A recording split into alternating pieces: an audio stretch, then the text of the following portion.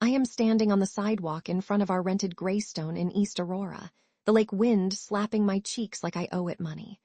My arms are full of the ceramic owl I bought on our honeymoon in Taos, the one with the chipped beak. I keep shifting it from hip to hip because the glaze is colder than the air. Behind me, traffic on Talcott Road hisses like gossip. I had just told Connor that I would be happier alone, the words flying out of my mouth right after he paid the brunch tab at the patio table of the Red Clover Cafe. The check was still in his hand, fluttering like a surrender flag. I said it loud enough for the couple at the next table to hear. They looked over their mimosas and then looked away fast, like they had spotted a car crash and did not want to be witnesses. Connor is 36 and steady, the way a lighthouse is steady, always pointing the same direction no matter how wild the water gets. I am 32 and more like a kite that has forgotten the string. He is the one who remembers to refill the propane tank before the grill sputters, who mails my mother her birthday card 3 days early because he knows I will forget. I have spent most of our marriage thinking that dependability is the same thing as dullness, and I have never been shy about saying so. That morning I was already irritated because he asked if I wanted one pancake or two. I snapped that he should already know the answer after 6 years. Then I told him I would be happier alone. I watched his face fold inward, like someone had let the air out of it. He set the check face down on the table, lined the edge up with the grain of the wood, and did not speak for the rest of the meal. By the time we walked back to the Greystone, he was 3 paces ahead of me, hands shoved in the pockets of his navy jacket. I kept expecting him to turn around and call me ridiculous, to laugh it off the way he usually does when I am being dramatic. He did not. I told myself he was sulking, that he would get over it by dinner, that we would open a bottle of wine, and I would apologize for the theatrics and everything would be fine. Inside, he went straight to the desk in the spare room and started typing. I stood in the doorway and asked if he wanted to talk. He did not look up. His shoulders were rigid. I rolled my eyes and went to the bedroom to scroll on my phone. I posted a selfie from brunch with the caption about needing space to grow. 43 likes in 10 minutes. I felt vindicated.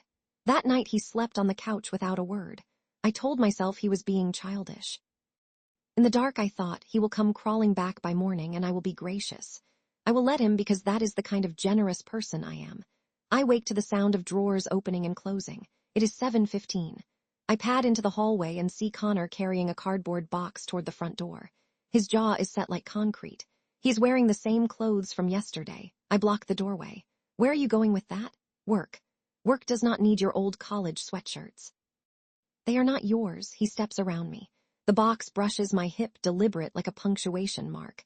I watch him load the box into the trunk of the Outback. He backs out of the driveway without waving. I stand on the porch in mismatched socks and think, fine, let him stew. When he gets hungry for dinner, he will remember who cooks. I text my best friend Leela. She meets me at the riverside path where the cottonwoods drop yellow leaves into the water. We walk. I tell her what happened. She stops walking. You actually said that to him? In public, he needed to hear it. He bobbies me. Connor adores you. You basically told him he is disposable. I laugh. Come on, it is not like I burned his passport. Leela looks at the river, then at me. I think you should apologize. For real this time. I wave her off. He will come around. He always does. I spend the afternoon at the mall buying a new sweater, the color of moss. I text Connor a picture of it with the caption, missing you. No reply. I scroll back to see if the message was delivered. It was. By dusk he has not come home. I call. Straight to voicemail. I open the refrigerator and stare at the leftover Thai food. I realize I do not know how to work the rice cooker. I eat cold noodles from the carton and tell myself this is liberating. At 9:30, I drive to the parking space on the edge of town where Connor sometimes works late. The parking lot is half empty. His Outback is not there. I sit in my car with the engine running, heart tapping against my ribs like a trapped moth. I text, where are you? Still nothing. I go home, crawl into bed, and leave the hallway light on. The sheets smell like his cedar soap. I bury my face in his pillow and hate how much I miss him already. I wake at dawn to the scrape of metal on concrete. I rush outside in bare feet. Connor is in the driveway with 2 friends from his climbing gym. They are unloading plastic bins from the back of a pickup. The morning air bites my ankles. What is this? He does not look at me. You said you would be happier alone. I am helping you test the theory. One of the guys sets a bin labeled BOOKS on the lawn. My books, my cheeks burn. "Connor, come inside. We can talk. We already did. You spoke. I listened." I stepped between him and the truck. I was upset. "You are blowing this out of proportion." He sets down a bin labeled kitchen stuff even though we do not have a kitchen in the story. I flinch. "I am not blowing anything. I am believing you." The friends keep their eyes on the ground, moving like movers who have seen this before and know better than to intervene. I try to grab the sleeve of his jacket. He shifts away. "You cannot just leave." "I am not leaving." "You are. This is your stuff. You will figure it out." By 11, the lawn looks like a yard sale in reverse. Every bin is labeled in black marker. I sit on the curb clutching the ceramic owl, knees scraped from kneeling on the driveway. My neighbor, Mrs. Havorson, walks past with her poodle. She looks at the bins, then at me. Her mouth forms a small O of understanding. She crosses the street to avoid me. I call Leela. She arrives in sunglasses and silence. She helps me carry the bins into the garage because the Greystone is technically Connor name on the lease. I start to cry. She hands me a tissue but does not hug me. I realize the tissue box is the one Connor always kept in the glove compartment. "He really left," I whisper. "He really did." I spend the week on my sister couch in Batavia, scrolling through old photos. In every one, Connor is looking at me like I am the only person in the frame.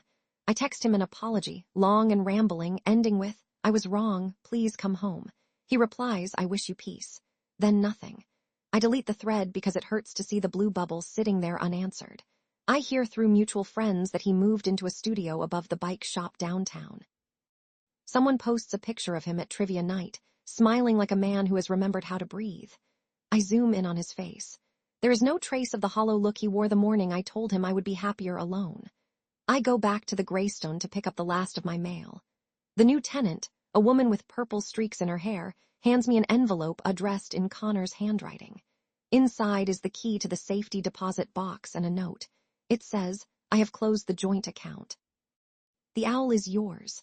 I stare at the neat block letters and feel something inside me crack like ice on the river in early spring. I drive to the riverside path and sit on the same bench where Leela warned me. The cottonwoods are bare now. The water looks colder faster. I clutch the ceramic owl in my lap. I think about how Connor always turned it to face the window so it could watch the sunrise. I never noticed that until now. I whisper into the wind, "I was happier with you." The wind takes the words and keeps them. I stay until the sun drops behind the trees and the first star appears, alone with the weight of everything I broke and cannot fix.